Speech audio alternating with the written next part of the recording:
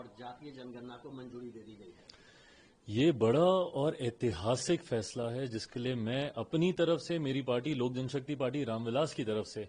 मेरे प्रधानमंत्री आदरणीय नरेंद्र मोदी जी का हृदय से आभार प्रकट करता हूं। मेरे बिहार की 14 करोड़ जनता की तरफ से और समस्त देशवासियों की तरफ से मुझे लगता है आज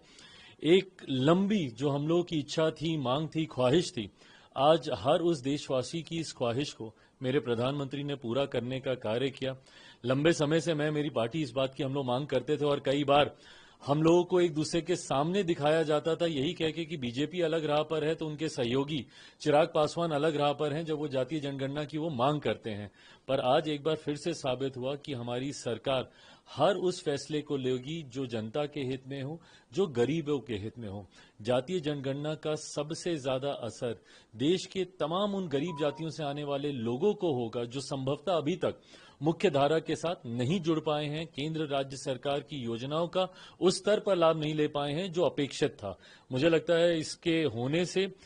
हर व्यक्ति को मुख्य धारा के साथ जुड़ने का मौका मिलेगा और देश 2047 में जब विकसित भारत की बात हमारे प्रधानमंत्री जी करते हैं, उस दिशा में उसकी नींव को मजबूत करने की दिशा में ये एक मजबूत और महत्वपूर्ण कदम है। लेकिन आप कह रहे हैं कि लोक जनशक्ति पार्टी चिराग पासवान,